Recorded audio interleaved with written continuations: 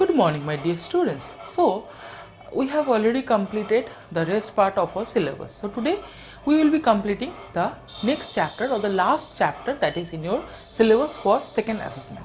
We are in class 8 and we are studying Connect with Science ICSE. So, see, the very first thing that today we will be studying is health and hygiene. What is health? What is hygiene? This chapter is very easy. I am telling you, it is very easy. It is in class 6 as well. Okay, what are communicable diseases, what are non-communicable diseases, but here we will be studying it in a bit detailed. So the very first part, what is health? Health is the state where all our body organs are performing in very specific and well conditions. Along with that, we have a good healthy mind as well. Okay, now a person is termed as healthy whenever he is having no stress, no depression, no anger, no anxiety, as well as his body is performing perfectly well. Okay, see, health and disease. Health is defined as a state of complete physical, mental and social well-being and not merely an absence of disease. Health of an individual is maintained by staying fit. Several activities such as eating a healthy diet, exercising regularly and taking adequate rest help us to stay healthy. The health of an individual is hampered by disease. What is disease? Disease is a particular state in an organism which an organ or an organ system of the body fails to function normally. It is associated with a certain sign of symptoms in the body indicative of the unhealthy condition. Okay, you have learned about communicable disease in class 6. Communicable diseases, what is that? Communicable diseases can be transferred from one person to another person through direct contact, and non-communicable diseases, it cannot be transferred from one person to another person through direct contact. Okay, communicable diseases can be transferred from an infected to an healthy person. They are caused by disease causing microorganisms called germs such as virus, bacteria, fungi and protozoa. Disease can also be caused by parasitic worms like tapeworm. An infectious agent of an organism that cause disease is called the pathogen. Now there is a table given which gives the disease causative pathogen, symptoms and preventive measures. These you will definitely go through or learn. Okay, this here nothing to explain. This table, this particular table, from here to I guess here it is, yeah, here it is also there. Now this you will study, just you need to learn whatever it is given in the table or in the tabular form. Okay, now vectors. What are vectors? Vectors, some communicable disease may also be transmitted by organisms that carry the pathogen within their body.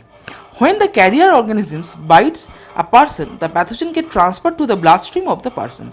Such organisms that carry pathogen of a particular disease are called vectors. For example, you can say mosquito. Okay, now dengue, malaria, these two come from mosquito. What happens if the mosquito, if I am having malaria in me or I am having dengue in me, the mosquito is biting me, what happens, or sucking blood from me, the pathogen get entered into the body of the mosquito. When it now goes to a healthy person and bite over there, these germs or this pathogen is transferred from my body to that body, and that person will also be affected via dengue and malaria. Clear? However, the pathogen does not cause disease in the vector. Okay, now if suppose from my body I am carrying dengue virus and from me the mosquito is taking the blood or carrying the virus of dengue, trust me, the mosquito will not be affected. Okay, but the other person whom the mosquito is going to bite, that person will get affected. Clear? See, female Anopheles mosquito is the vector for malaria and testis fly is the vector for sleeping sickness. Mosquito belonging to the genus Aedes are vectors of dengue and chikungunya. A spread of communicable disease. The pathogen is transferred from an infected person to a healthy person in the following way. What? They are contaminated food and water. Now if we take or if we consume contaminated food and water, definitely the pathogens are going to transfer to physical contact. For example, suppose I am sneezing or I am coughing, Now through the droplets of air, when I am sneezing, the mucus through the droplets of air is traveling, and if it enters another healthy body or healthy person, then it will definitely cause that person feel ill, or it will cause disease in that particular person. Okay.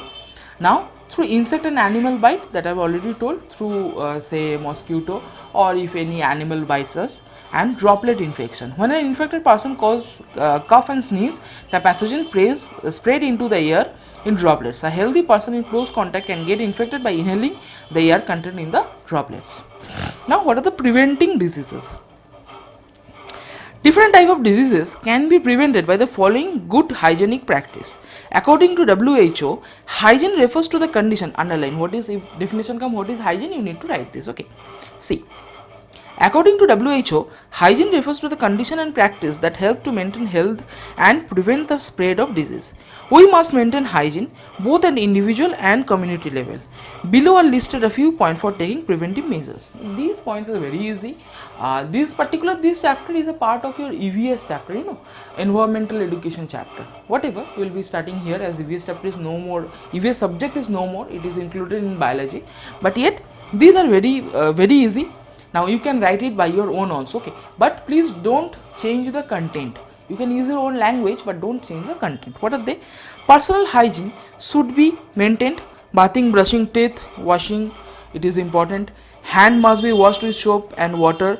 Now always use a handkerchief or cover your mouth while coughing and sneezing.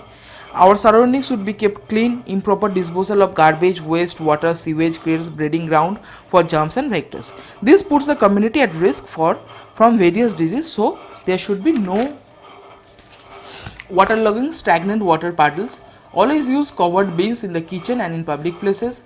Consuming exposed or uncovered food items should be avoided. Water should be filtered and boiled to make it safe for drinking. Sharing personal articles such as handkerchiefs and towels should be avoided. A balanced diet, rest and exercise are absolutely necessary for a healthy body and healthy mind. Diseases like measles, chickenpox and polio can be prevented by vaccination.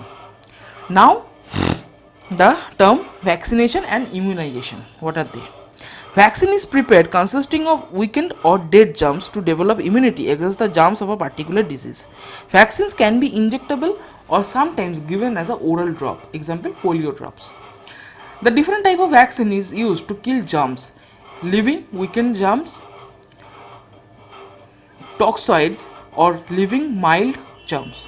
The process by which vaccines contain weakened or dead germs are introduced into the body in order to provide immunity against a particular disease is called vaccination. Clear? Now what is immunization? The process of developing resistance in our body by introducing killed germs so as to stimulate the production of the specific antibodies in response to disease causing germs is called immunization.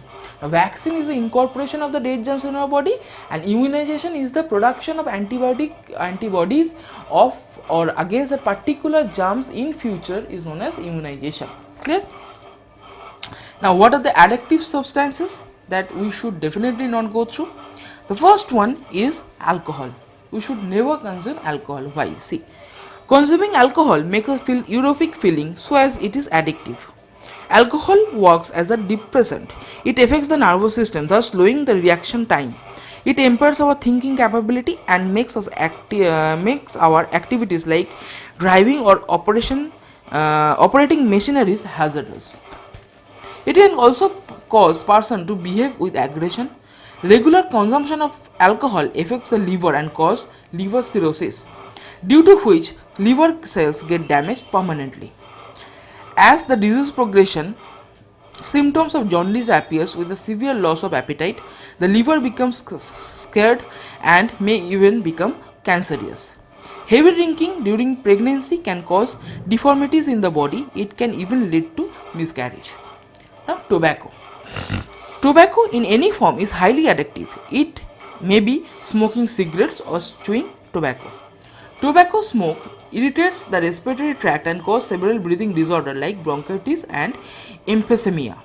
Short-term effect of smoking cause yellowing of teeth and nails, bad breath and lack of appetite. The tar present in tobacco smoke can irritate the lung over a longer period of time and can cause lung cancer. Chemicals in tobacco smoke damage the lining of arteries, making them hard, causing narrowing of the arterial cavity. This can lead to heart disorder. Chewing tobacco can lead to cancer of the mouth. Now the next point is drug. Drugs are chemical substances that have physical and psychological effect if introduced in the body. Drugs are generally prescribed medication for certain ailments which are abused to create a false sense of well-being and euphoria. Regular drug abuse can lead to an uncontrolled dependence on the drug. Drug abuse not only harm the body but also changes the behavior of the person and impairs the thinking abilities. The person can experience hallucinations, suffering from nausea and diarrhea, body pain, body conditions, contraction and tremors. Use of stimulants like amphetamines, ecstasy and cocaine can lead to depression and mental disorder. Addiction to depressants like sedatives can lead to slower heart rate and breath, which can even result in death. On stopping, it causes withdrawal symptoms in the addictive person, which is very stressful. Sharing a contaminated syringe and needle used to inject drug can put one risk at the risk of HIV infection, which cause AIDS. Clear? So these tobacco, drugs, these things should be completely, and alcohol, these things should be completely avoided. Clear? Now we will be coming to first aid. First aid is the immediate help that can be given to victim to prevent an injury from worsening. Minor injuries or illness may not require further medical care past the first aid stage. The biggest advantage of first aid is that it prevents the worsening of the injury or an illness. Okay, first aid is, suppose in case of accident, the first aid that we will give is the bandage or antiseptic lotions or antiseptic liquids like Dettol, saffron, like that. Okay, so it in the first aid condition, it may happen that in giving first aid removes that particular, or it it cures the particular injury, or it may happen it does not cure but it does not leads to the growth of microorganisms or septic, what we call, it will not happen. Okay, now first aid for bleeding. For bleeding through minor cuts, the affected area should be washed with cool running water and cleaned with an antiseptic liquid. Then an antiseptic cream should be applied on the wound and a clean bandage should be tied to prevent infection. If the cut is deep, a clean cotton pad should be placed on the cut and pressed to stop bleeding. The injured person should be taken to a doctor immediately. Now, what is the first aid of burn? Burn causes varying degrees of damage to the skin and underlying tissues. In addition, burns are constantly exposed to the risk of secondary infection by bacteria. Depending on the extent of burn, these are three types of burn. What are they? They're first degree, second degree and third degree burn. Okay. First degree, these are superficial and only affect the epidermis, only the upper part of the skin is affected. Second degree, these are more dangerous and affect the underlying tissue and the blood vessels, they cause blisters. Okay, we form small foshka pore jawa, okay, blisters. And third degree burns, this extend deeper and can damage the skin, underlying fat, muscles and even the bone. In case of minor burns, the affected area should be washed with cool but not ice water. If blisters have appeared, the affected area should be dipped in ice cold water and an antiseptic cream should be applied. In case of severe burn, where deeper layer of the tissue get destroyed, or the third degree burn, applying water over the burn area should be avoided. The burn area should be covered with clean non-sticking clothes or bandage. Larger burns need immediate medication attention. Now, first aid for fracture. Many of us have gone through fracture. So, what are the first aid? A break or crack in a bone is called a fracture. In case of fracture, the injured part should not be moved. A splint made of wood or cardboard piece should be used on the suspected fracture. It prevents the injured part from moving and protecting it from further injury. If bleeding occurs, pressure should not be applied on the wound with a clean cloth. A big cloth can be made into sling to support the injured part and prevent it from moving. An ice pack can be applied to relieve the pain. The doctor must be called immediately. Now, first aid foreign object in the eye. What happens if something just get in your eye? Rapid blinking of the eye can remove the foreign object that fly into the eye. However, if object persists, it is necessary to remove it. The eye should not be rubbed or prodded with sharp instrument or even with fingernails. It can cause an injury. The eye should be washed with clean, lukewarm water. That is, just not cold water, but just warm water. Just lukewarm. To flush out the foreign object. If the object is embedded, then it is best to call for an emergency medical help. Now, first aid for unconsciousness. What happens if a person feels or become unconscious? If a person faints and falls down, the clothing, belt or buttons of the person must be loosened and care should be taken to ensure that there is no crowding around the unconscious person. The airway of the person should be also cleared by raising the head. Medical help must be immediately summoned. Now, first aid for swallowing poison. If a person has swallowed poison, medical help should be called right away. Facts such as age of the patient, symptoms of poisoning, current state of health and any previous medication being taken need to be relayed when asked by the doctor. While washing for the help to arrive, the mouth should be checked and any poisonous substance logged into the logged should be removed. Rinsing the mouth with water is ideal. Now, first aid for snake bite. Snake's bite can be fatal as many snakes produce venom. Antivenom must be made available in such cases and the person should be attended immediately. In case of snake bite, the person should be kept calm and at rest because if the person panics, his heart rate might increase and the venom will spread faster inside the body. Pressure bat should be applied at the bitten area. A splint tied tightly with a bandage can be used to control the limit of the spread of the venom. Paracetamol can be given to bring relief from local pain. A doctor should be immediately summoned for medical help.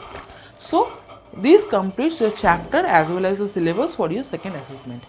Now see, my dear students, this chapter is very easy. Okay, now this is the easiest chapter of your whole class 8.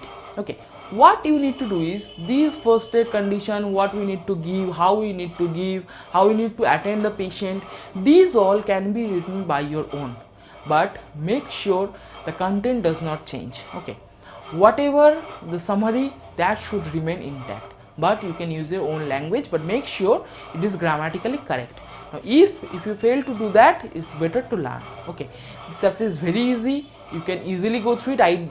I believe personally there should be no problem with this chapter, but yet if you have any problem or queries, definitely ask me, as we have completed the chapter of your second assessment. In the next class, I will be providing you the question answers of all the chapters as well as the inside questions. Don't worry about that. Study hard, take care of yourself, take care of your family. We will be meeting in the next video lecture, in the next annual syllabus. Okay, or if something, any chapter adds, then we will be definitely coming through it. Okay, till then, take care of yourself, take care of your family. Thank you and have a good day. Thank you.